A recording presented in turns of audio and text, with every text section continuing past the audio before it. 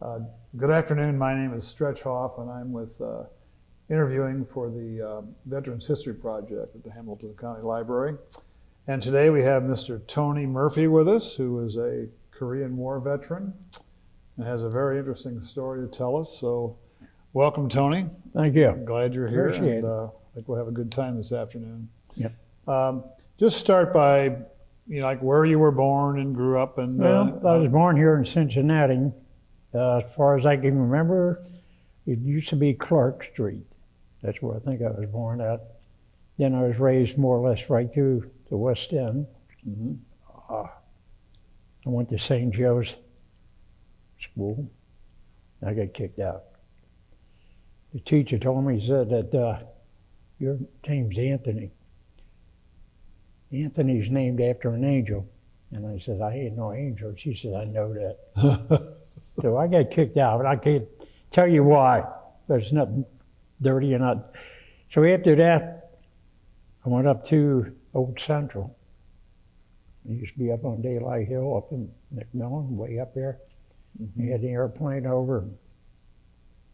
I was looking over the edge down the street, and this person came up and pushed. I thought I was going over, but I didn't. I turned around and I about beat him to death. So then I had to go to Washington Trade School. And this was Okay. a school. We had teachers out there, buddy, bad and big. You did what they said, huh? We walked in and a couple of them that says, I'm the boss. Anybody thinks you can take me? Now one, take two, come on now. We'll do it now. And that's it. Establishes authority there, That's it. right there. So you didn't do it. But you know what? This is weird. I had this black buddy of mine. He was in school with me named Smitty. I can't think of where he lived at or anything like this, but we got to be friends. When we go out to smoke, the whites would smoke here, the blacks across the street. Mm. And him, Smitty, like he'd wave.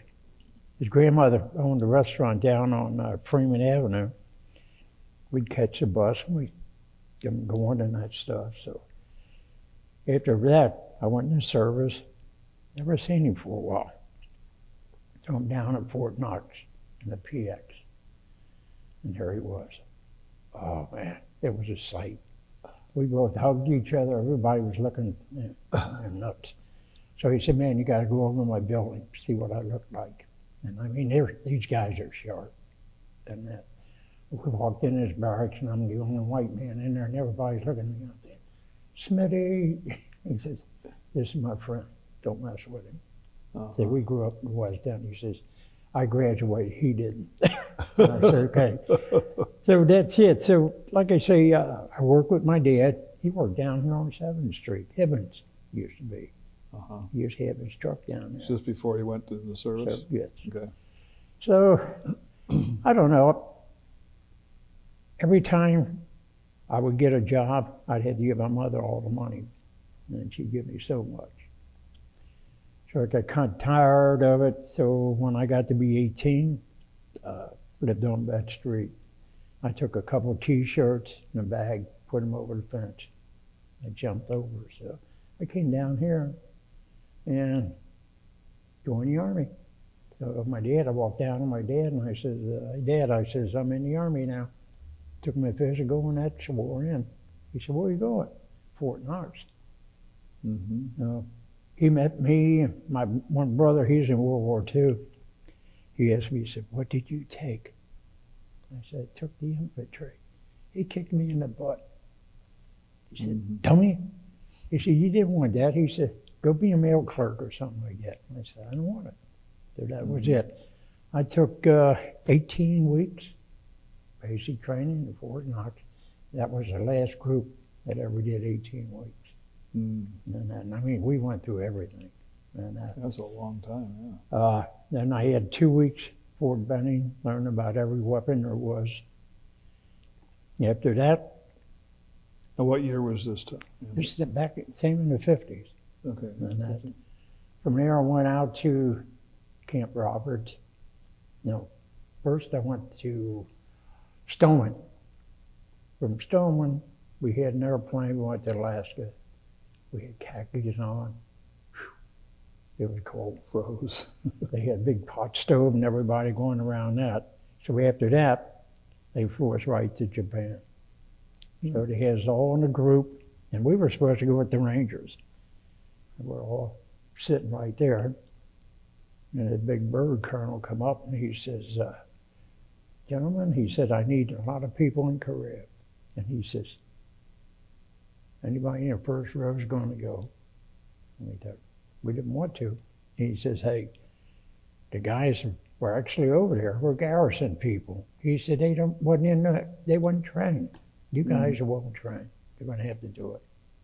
So that's what I did. I was a radio man at one time with this other sergeant. He was in Dayton, lives in Dayton.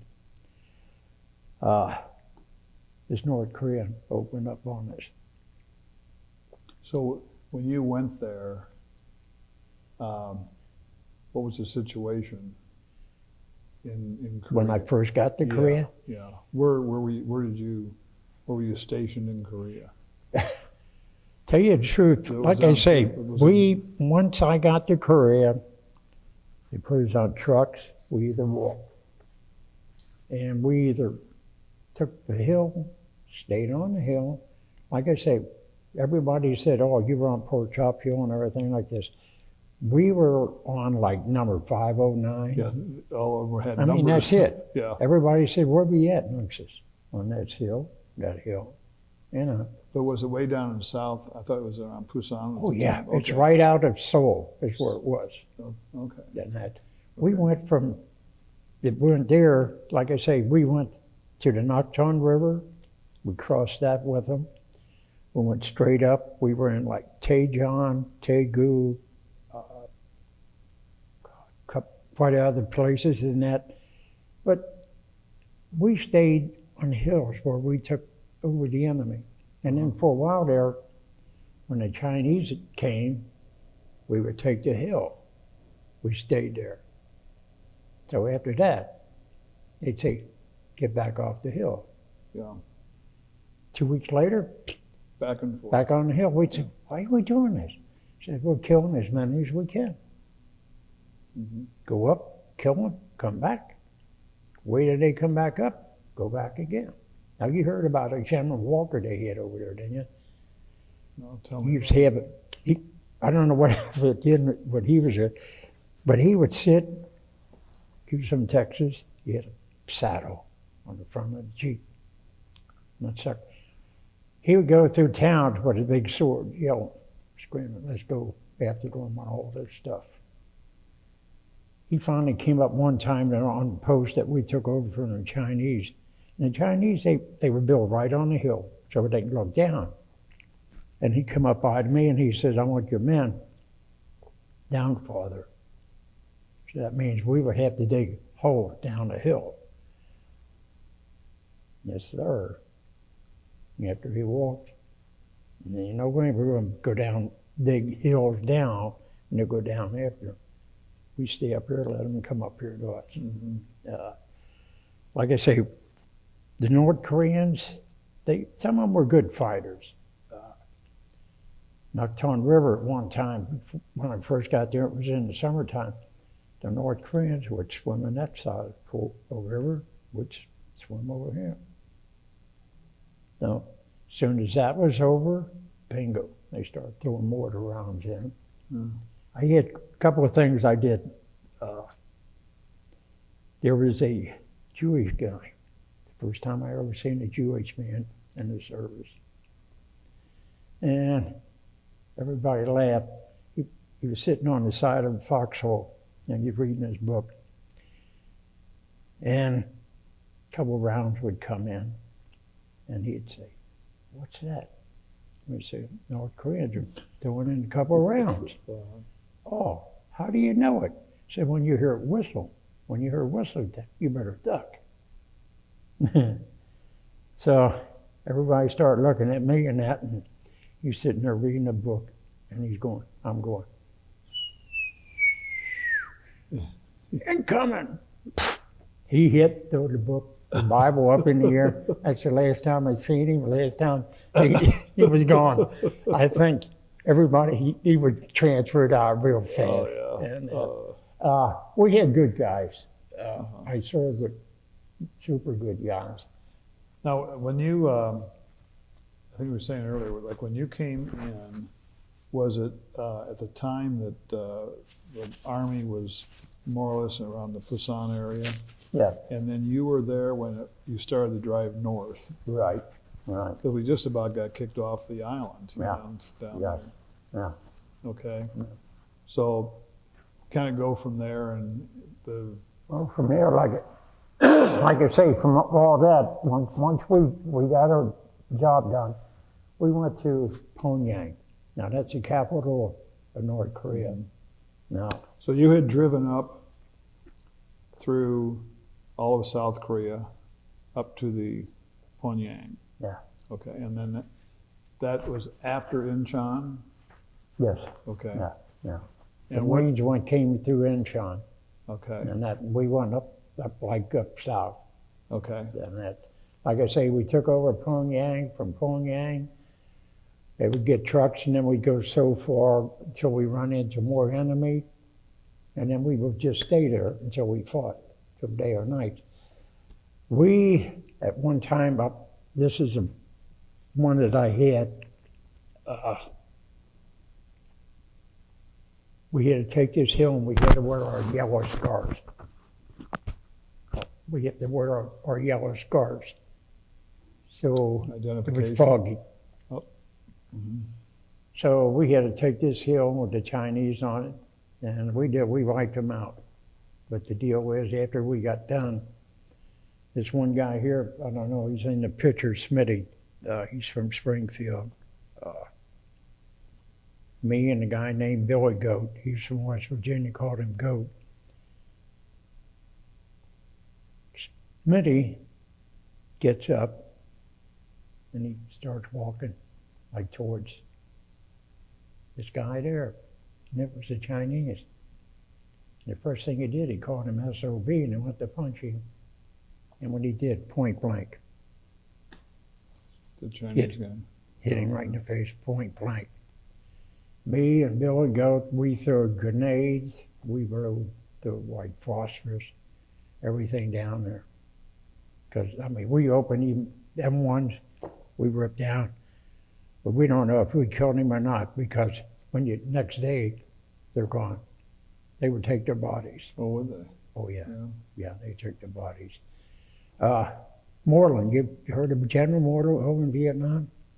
No, I haven't. I wish I could have served with him, because he had a pile of Vietnamese. I mean, he had piles of them. After they killed them all, they put them in a big pile. And people got off the airplane, reporters and all that, seen it sick and everything else. And I'd love to have been with that man. That man he wanted to fight real good. 9 out of 10, we never had officers. Mm-hmm. But you get second lieutenants, they get you in trouble, they get shot. Now, I remember all the news, or it seems like it was just always a winter in Korea. I mean, you guys were really cold and 40 below zero. yeah. I had 2 of my men froze to death. Really? Oh. They were in the hole, and I even told them, we had sleeping bags, we never had the right equipment. We didn't have no boots. We had the regular boots you had, 2 pairs of socks. You would have like long johns, excuse me, long johns, then you had the wool pants. You seen the old wool outfits in World War II, and that's what we had. And then we had fatigue pants over them. That's all we had. Field jackets, that's all we had. They give us something to keep your ears warm. That's about it. Gloves, you can't fire a weapon when you That's got gloves ridiculous. and that stuff. But like I say, it's 40 below zero. Snow, when the Chinese hit us, it was snow knee deep, past your knees. You know, try and walk with that. We're in an M1 and everything else. I can't believe they let you guys out there with that. The Marines, they suffered bad. I don't know if them guys took the boots off. I told the guys, a couple of guys would take their boots and leave them out. In the wintertime, they couldn't get back in them. They were froze. Mm-hmm. And I tell them, hey, put them in a sleep bag with you. Take your weapon with you. Put it in there. Keep it in there. Two things. It's a word. One of our guys is 45 such. Fired a round. He lost one. Paramedics came. He said, okay, so what happened? We told him that. And we looked down in here, and they grabbed a handkerchief and said, here, he said, you might need that testicle someday. After we put it back on him. Really? That's it. So that was it. So we got the word out. You don't sleep with that no 45 in between your pants. Yeah. I had another guy from, he was from New York. He was a Polak. I don't know how he did it. But the man was standing up. He was cleaning his 45. I don't know how he did it, but the gun went off. The bullet went through here. And the back of it had a hole like such. It just blew it out the back. And he stood up. He looked at me and says, what did I do, Sarge? And I'm looking, I'm saying, man, I don't know. I ain't got no idea how you even did it. I had one of my guys who went through boot camp with me. Can't think of his name anymore. But anyway, he kept on saying, I'm going home. I'm going home. I'm going to get a drink of this. No. Powell was his name. I said, yeah. So, nighttime, we heard a shot. Boom. Oh, who was it? Powell. What happened? I know, I think he shot his foot off. Okay, so they put him back. About a month later, here he comes. And we asked him, says, what you do to your foot? My luck, man. He said, you know where your big toe is? We're down there. And I said, yeah. He said, boom, right through. Just glazed part of the end. Well, he was lucky.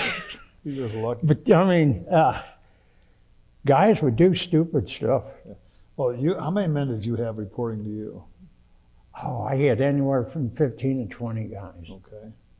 And, but was the philosophy, it sounds like, not the philosophy, but maybe the strategy was just to go from hill to hill and wait and kind of wait for them to attack you and then go to the next one? Go to the next one. That's all we did. Like I say, people say, well, when you sitting and having a beer every once in a while? So not real. We got a beer rest every once in a while. Mm-hmm. But 9 out of 10, we were sleeping in holes.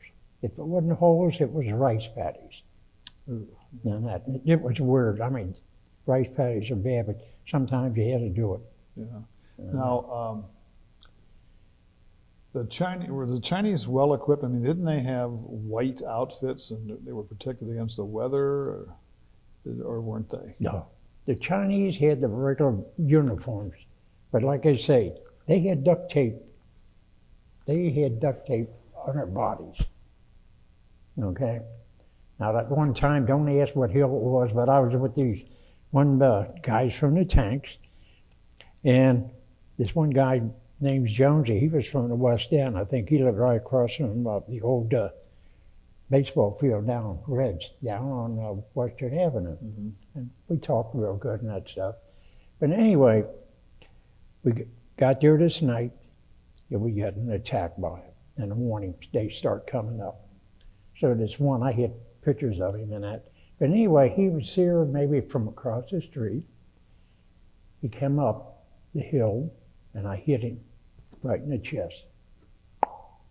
He fell back down. And later on, get back up again. I thought, I can't be missing him, not with a 50 cal. So I hit him again. He rolled over. Third time, he's coming up, pad up. And this guy from Jones, he said, Murph, hit him in the head, will you please? And that's what I did. What do you have? Some sort of bulletproof? He had either a Covered vest him. on Yeah, or something vest, yeah. that it was doing something, then he'd roll on the ground, pat it down, and that's it. So when I hit him in the head, I mean, it just splattered like dropping the watermelon. When they would charge those hills, I mean, they came by the thousands, didn't they? Screaming. Screaming. What's That's it- what used to get us scared when you can Yeah, hear it them was screaming. scary to death. And that. Oh yeah. You got to get scared. I don't care who he Yeah. is. You know, if he don't get scared, he's bull crapping. He's not But, facing reality. I mean, I mean, you sit there and you wonder how I'm finally living through this. Yeah. And that once like I say, I don't know if we were ready to go onto a hill or something, but anyway, they hollered, "Murphy." I said, "Yeah, pack it." "What do you mean?" "Pack it, you're going home." I didn't get to say goodbye to the guys that I was with or nothing. They just yanked me out. And from there, I went to Japan. They gave me new uniforms and everything. And we took a boat. From there, went to Washington. I got in trouble in Washington. So then we went back on a train to Fort Knox. We hit the Navy and the Marines, all of us drinking together. And all the people on the train there, oh man, they're going to have a fight somewhere. No, we were all wore out from fighting. When you were, so you went as far north as you could go during the war, and that was with the Yalu River. Is that what? Okay. And then the Chinese came in. Yep. They And- pushed us all the way back. Okay, you were there when they came back to the 38th parallel, We came back to the 38. and that kind of went back and forth, right? That. I mean, like they said, it's retreat. It wasn't retreat. It was bugging out. Yeah. And that, like I say, we had to burn all the homes back down on the way out. Yeah. And like I say, the water that we crossed was freezing. Uh-huh. And that stuff. It's either get frozen or get killed, either one. Yeah. So you had to do it. Can you give us some idea of the in a battle what the ratio of the Chinese were to the Americans? I mean, I know you're badly outnumbered most of the time, weren't you? Yes. Yes. Yep. And then, like I say, they had the Russian weapons. Yep. They hadn't the Chinese. It was all Russian. The Russians trained the Chinese. Yep. And they trained the North Koreans. North Koreans didn't have many tanks. Once we get the Air Force and everything else, they blew all their planes up. They had maybe about one or two planes. And they'd come on, they dropped leaflets where it said, "To Shang, surrender. Mm-hmm. We'll give you clothing. We'll give you this. We'll give you that." No way. Yeah. Once you're a prisoner, that's it. Yeah. Yeah. I think the survival rate was what, 2 or 3%. Yeah, You were taken prisoner. that's Yeah. for sure. So you were in a lot of battles, weren't you? Yes. And that was a difference.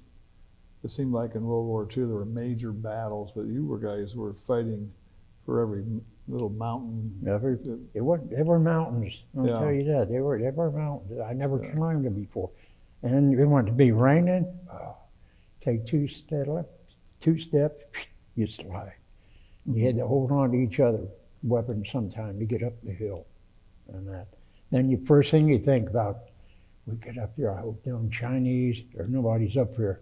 Because if not, we got to slide back down the hill again. And that.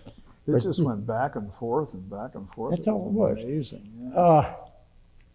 Like they said, the more you take a hill, kill as many as you can, stay on it for about a week, 2 weeks, get back off. Let them have it again.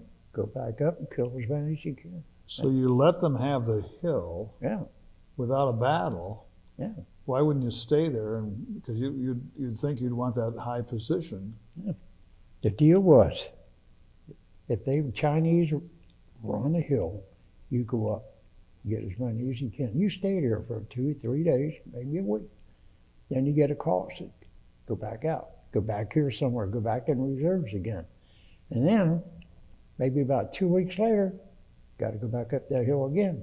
And the idea was just kill, get them out, go back, kill them again, go back and forth. That's all it was. Seems like They, I'm not a war strategist. That doesn't sound too good to me. yeah. But But like you I were say, always fighting that from was the- MacArthur's idea. Really? Yeah. Seems like you're always fighting at a disadvantage. Yeah. Did you ever meet MacArthur or see him? I seen him twice Mm-hmm. and that stuff, but what can I say? He's a big officer. He wasn't around. He'd stay up on the hill where nobody can get him. And that, you know, he was in Seoul a couple of times, he said, walking around with sunglasses on, corn pipe, Mm-hmm. and that in his mouth. But everybody, I know in World War II, maybe, I don't know what the deal was there. My brother, he said he didn't like him. I said, why didn't you like him? He says, because he took my beer rations away. Jiminy Christmas. And I think the man knew the tactics. Yeah. Like I say, he had coats on him, which we thought we would have them in the wintertime, but we never did. Uh-huh. And that. That surprises me that you guys weren't better equipped. I got, let's see, I start off with the Indian War. I got DVDs from the Indians. I go to World War II and that, you know. Then when I go to Korea, I see in the rear ass lines, these guys in the back got all these fur boots and coats, but we didn't have it. So that, I would turn it off. I would get mad about that because we never had the clothing. They gave us, like I say, the hat. You pull down and keep your ears in that. I'll tell you what, how cold it is. This guy from Louisiana, tall, lanky dude, he'd get drunk, look at his feet, he'd fall down. That's how crazy he was.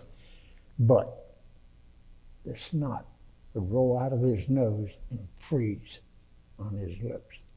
That's how cold it was. Mm. And that, you hardly blowed your nose. If you did, you have to go somewhere. What did anybody ever challenge that and ask for more, better clothing than that? No. No. Yeah. Now, why did the Chinese, like, you had all these thousands of Chinese and you were successful in driving them back up to the Yalu River. I know the Battle of Incheon affected that because didn't that get their supply lines or something like that? We were at the Tell Yalu. me why that. When we were at the Yalu, the Chinese moved us back. Yeah. Yeah, that was it. So then we had to start off from the 38th parallel again. And what stopped them from coming all the way back down? The Army, Marines. Okay. Like I say, we had a lot of good fights, Okay. very good fights. And that the Marines were in there too. It was like shuffle. You kill so many, we kill so many. Yeah. Awful. You know, that stuff. But I talked to guys in World War II and said, well, man, we never did this, we never do that. Yeah. And I said, well, we had to do it. It was a whole different Yeah. type of battle. We didn't have no officers. Like I say, they would get wiped out. So the sergeant would take their choice and they'd be doing it. Somebody had to tell them what to do and everything else. So that was it. So in a way, I was glad after I got back from Korea. I was with my dad. I had my uniform on. The guy asked me, where you from? Where you been? I said, Korea. Where's that at? I said, I don't know. I said, some old island in the Pacific. That's it. Yeah. No. Like the Vietnam, they said, well, Vietnam didn't have a parade. We didn't have no parade either. We'd say Korean, they'd say, where's Korea at? I just look at them, I say, I don't feel like talking to you about it. Yeah. Have you ever seen your memorial in Washington? Oh yeah, I was there this year. Were with you? my son. Oh, it's beautiful. Yeah. And like I say, who was it? Two ladies. Remember? Can you remember when a soldier would put his hands out here and had his face, nose hanging out? You remember him? No. Kilroy. Kilroy, okay. Okay. For some reason in World War II, and that they hit a spot down like this, and here, carved in his face, and everything else. This lady standing there, she says, "Who the hell was that?" And I looked at her and I says, "Kilroy." She said, "Well, who's Kilroy?" And I says, "Oh," I said, "You ain't as old as I am," but I said, "He's a World War II man." I said, "That was his motto. Whenever he did, he was like, Kilroy was here." Went around another one, same thing. Kilroy was here. Yeah. Tell these people, I mean, then after that, we went to the Korean monument. Then that's when I started going crazy, freaking out, seeing the walls. These guys up in there, I don't know if you ever been there yet. Oh, yes. Do you remember when you walked, how the eyes on these guys would Yeah. follow you? Yeah. Didn't that make it creepy? Yeah. And Yeah. you know, have you seen it at night? No. These monuments are so different at night too, Really? with the lighting and so forth. But I thought that the Korea Memorial was fantastic. It is. And that wall with Yeah.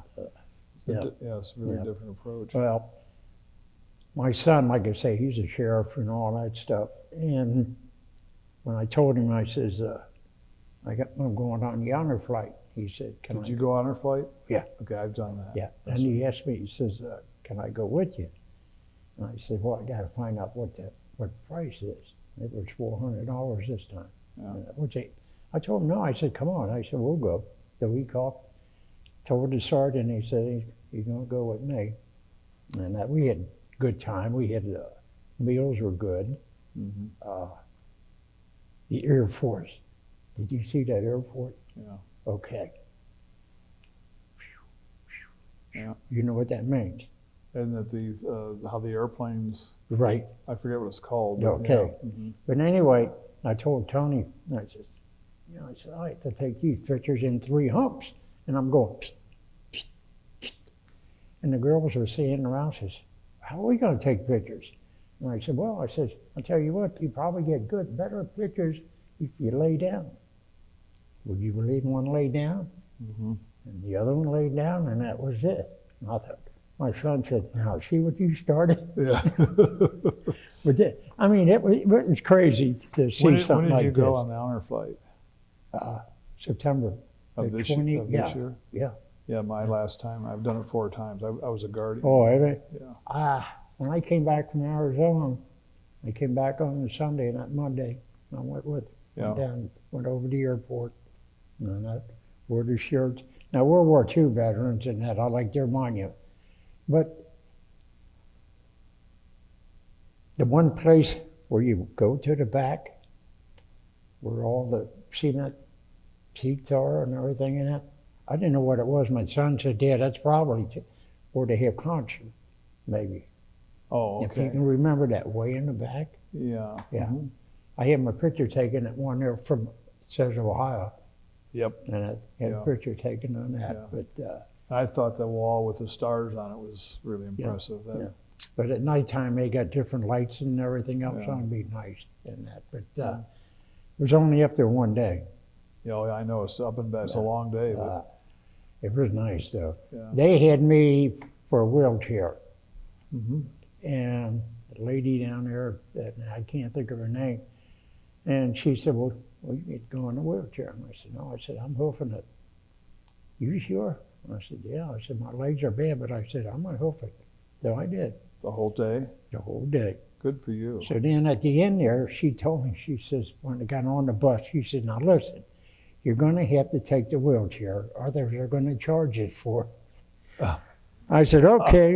So Was that Judy by any chance? Yes. Yeah. Okay. Yeah. So he says to her, I says, "Okay, I'll get in there." I said, "Tony, push me to the bus." And Yeah. that's it. So then they took the chair and that. I didn't think that if they pay for it, rent the chairs or something like this. Yeah, they do. I don't know if they do or not. I think it's neat the way they greet you veterans in Oh. Washington, and I mean, it's definitely your day, and Yep. Well, see, I'm glad you got to. I'll tell you got what, to see that. that's when you start getting lumps. I don't know about Absolutely. you, but I get Absolutely. lumps in my throat. You know, I wasn't the veteran. I was a guardian, and it gave me. I choked up. Well, so let's get back now to you're out of this is what 1951. Yep. And you are out of the Army. Yep. Okay, now tell us what happened after this. Oh boy. Then I met my wife, which I knowed for years and years. Okay, you're back in Cincinnati now? Yeah, Okay. Cincinnati. And we finally get married. I start working at Economy Drug. Then I hauled off and I was working at Ohio State part-time with a What buddy are you of mine. are you about 21 years old? 21, yeah. Still a young. My wife had kept Still a young my guy. wife was 2 years older than me. Yeah. And she says, "Can't you tell them you're old as I am?" But like I say, then I worked there, and then I wound up, I was a policeman in Cheviot for about 10 years. Uh-huh. From there, I went working with Brinks. And I could put 24 and a half years in Brinks. What are you saying? Brinks, armored truck. Oh, yeah, Brinks. Okay. No. After that, I retired. What were you doing for them, for Brinks? I was a messenger in charge of the truck. Mm-hmm. I would pick money up, deliver money. At one time, there was supposed to be somebody supposed to rob me. And in the meantime, in between, when coming out of the bank, you eyeball everybody you see. So a couple of times I've seen these couple guys here and there's one guy here and that. My driver, he was good. He knew all the license plates. You go by and if he sees the same car, the next day he says, "That car's been here." He's good at it. So we goes back to Brinks.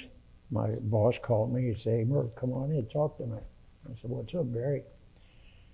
He said, "The FBI wants to talk to you tomorrow." And I said, "What for?" He says, You don't want to hear that, do you? "Yeah." He said, "They were supposed to rob you, and at some time." And I said, "Really?"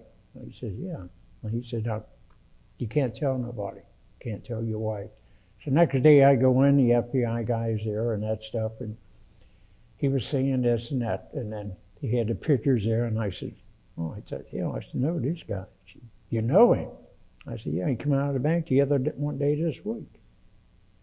I said, "You seen him?" I said, "Yeah, he come out, they're looking at me," and I looked at him, back at him. And I said, "Yeah." I said, "Oh," I said, "That's it." I says, "He's one of them." And they had about 4 or 5 more. Uh-huh. But the deal was, I told my boss, I said, "Now, a couple of things I want to do. I carry my own gun, a .357. I carry that one. None of these 38s. And the driver I got to keep him because he's good and I want a good radio." So that was it. So in the meantime, they're watching me. This friend of mine, he was a colonel in Covington PD. Karate man. He taught me a lot of karate stuff. And he tells me, comes in the bank one time, he said, "What's going on?" I says, "Hey, Yankee Urban, they're supposed to be knocking me off. Where FBI is all over the place, man." He says, "I wasn't told." I said, "I ain't gonna tell you." He said he has his cars every once in a while, unmarked cars. They were backups. He followed for about 4 or 5 days and see what kind of route I was. At one time, we had a flat tire. We got to the bank, people all around the bank, police department, and I got out of the truck and walked in, and this lady, she gave me a big hug and squeezed me and everything. She says, "Oh, I'm so glad you wasn't here." And I said, "Why?" She says, "Hell, they killed you." I said, "Yeah." And I said, "What?" She says, he came in and he walked in and says, "I want that money in the back." And they said, "There ain't no money in the back." "Oh yeah, there is. The guy got the money from the racetrack. They ain't here. They're late." They took off. Maybe 2 days later, he goes in the bank. And this buddy of mine, he gets you on the radio and says, "Hey, Murph," he says, "Guy's coming in with a raincoat on." I said, "Okay." So pull my gun out. The girl counterfeits next to me, she says, "Are we going to do something?" I said, "I hope not." And the guy come in, got the money, walked back out. And I says, okay, so I put it back in. So then I walked across the street. And this is FBI man, right? Sitting in the seat where his back is towards the door. They said him be back there, he's reading, looking at a funny book. I looked at him, I walked by and I said, how you doing, bud? Walked by, the girl said, you know him? I said, yeah, he's the FBI man. I said, oh boy. And my buddy got on the radio and says, Murph, don't come out. You don't come out at all. He said, they're jumping out of the windows like monkeys. He said they had this station wagon out there, and they had the police jumping out of the windows, going through the doors, Tommy guns and everything else. Oh, He said, man, everything's out here. He said, you don't want to come out. He said, they might want to shoot at you. So that was it. Then they asked the guy, said, they had a bazooka. He said, what do you think you're going to do with that bazooka? He said, well, I'm going to blow that truck up. He said, all the money will be gone. He said, not all of it. He said, you want to kill them guys? I said, yeah. And the judge, when they finally went to court, the lady from the bank, she had to go testify against them. And the judge says, so, what would you have done if these guys, this guy here would walk in the bank and with the money and everything? He said, we'd kill him. Really? And that. Were you good at recognizing personalities? Is that Yes, why they? yes. I can see you now, or I see him or anywhere.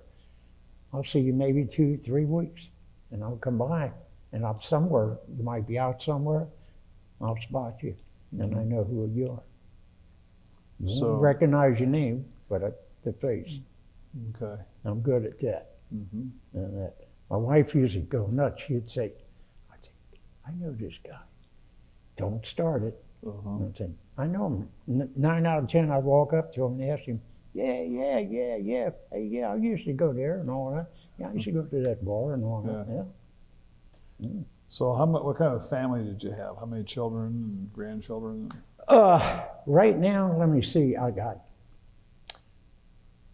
4 granddaughters.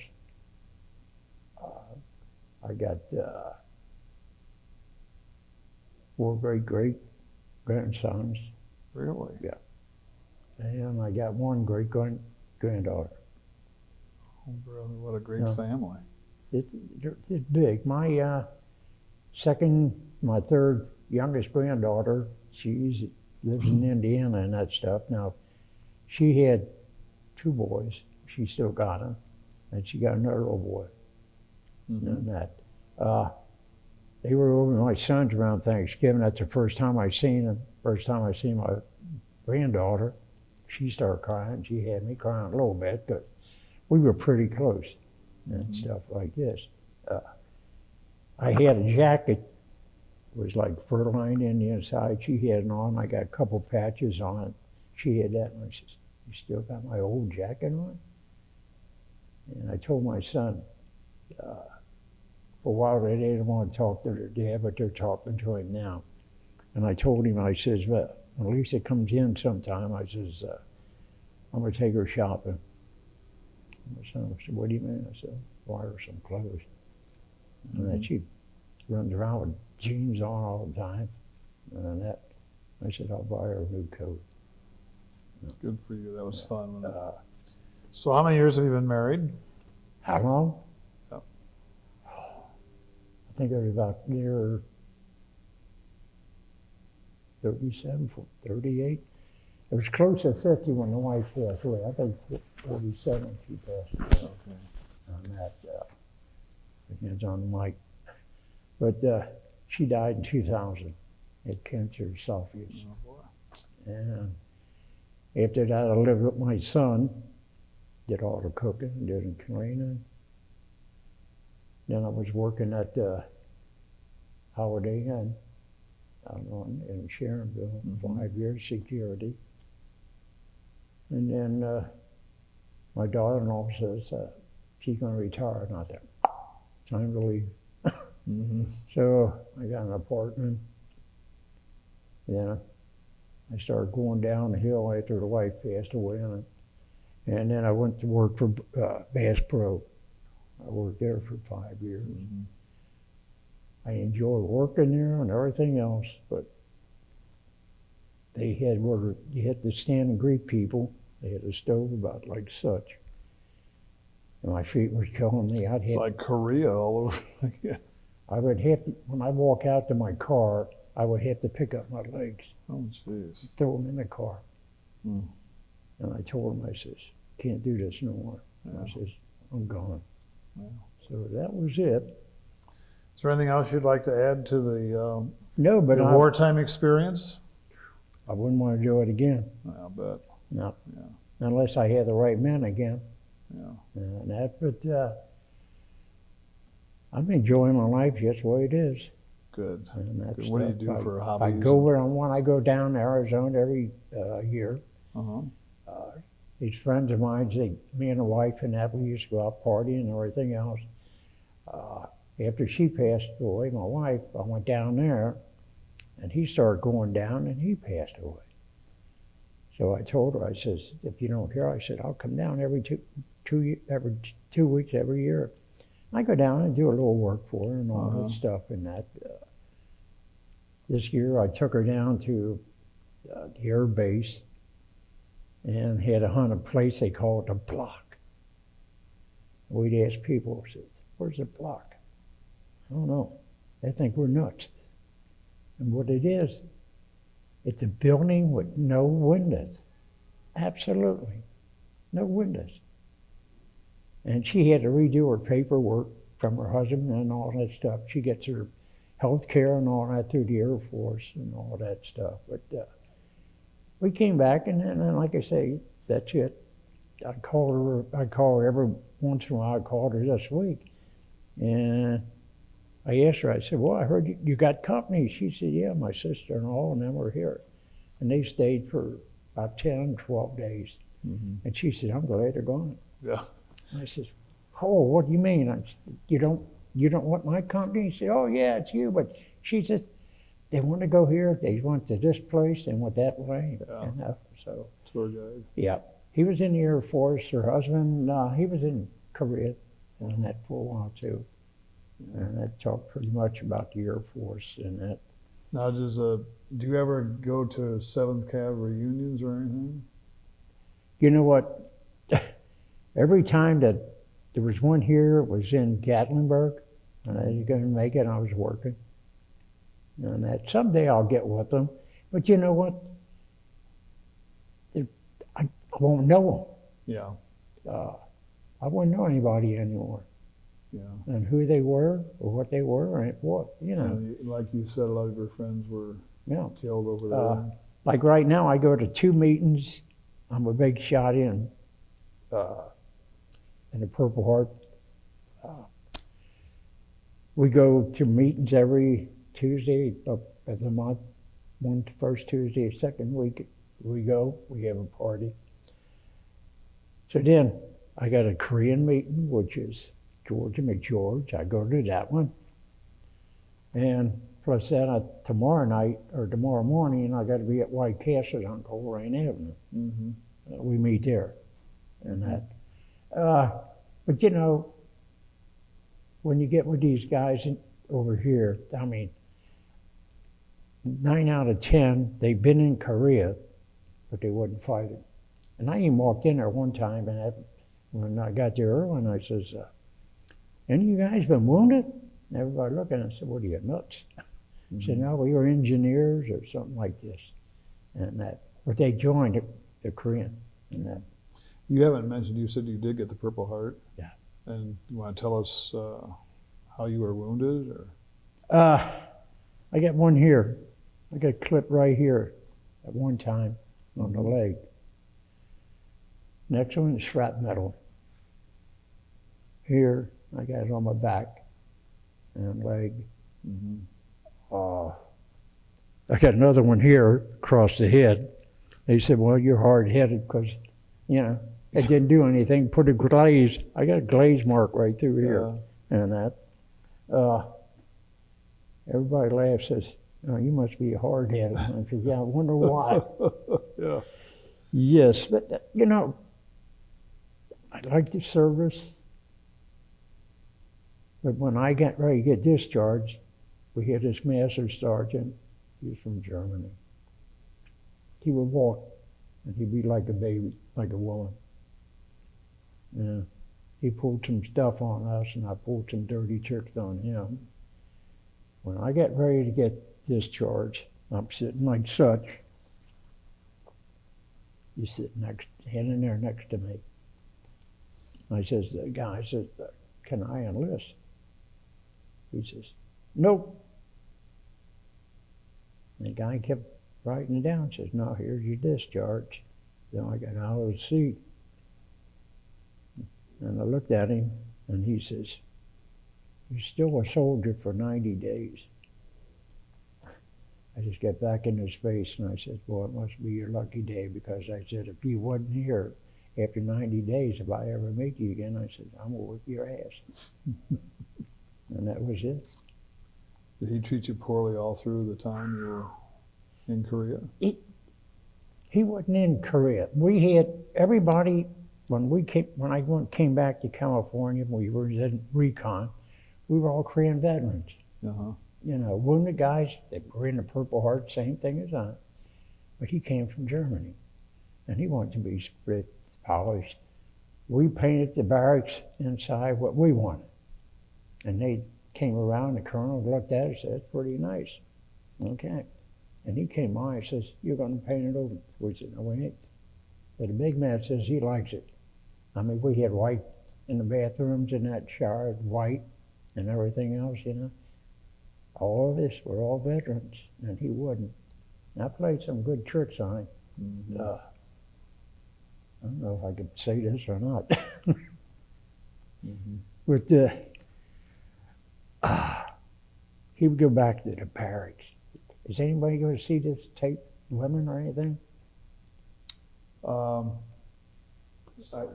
These are just stories. Well, so okay. It's probably, But anyway, how bad is it going to get? we're at the attack course, and I know when we left there from the attack course, he went back in the barracks. And his Lieutenant Clark, he's pretty cool. He bumbled us. He says, no, we go to LA and that stuff, so he said, I'll go with you. We said, okay. So he's back there, and I asked Clark, I said, can I use the Jeep? He said, where are you going? I said, back to the barracks. So I snuck up near this sergeant. He's sleeping in the guy's bed. So I went over to PX and got a Kotex and all and all, and I took my curl chrome, poured it all over, and I soaked a little bit. And I snuck up, put it on his head, back out the attack course. Mm-hmm. So about a half hour later, boy, here comes dirt flying all around and everything else. We're all looking in that stuff, and here he is. He winds up asking Clark, says, anybody leave this post? Nope. Why? Nothing. I just want to find out. He said, no, everybody's here. After he leaves, Clark says, I don't know what you did. I don't want to know, bro. Don't want to know. But I mean, he would, you know, for being a sergeant, he's sergeant major, he just didn't care for Korean veterans. Oh, that's too bad. Well, I think really appreciate your story. I think you've had a lot of good times, but a lot of very bad times, and a lot of fighting, and the weather, and it was very interesting. I used, when I first came home, I started drinking pretty good. That's when all the medals started coming on my back. But after I finally got my head straight, I thought, well, I was lucky. Mm-hmm. And that, you know, were the guys that I was.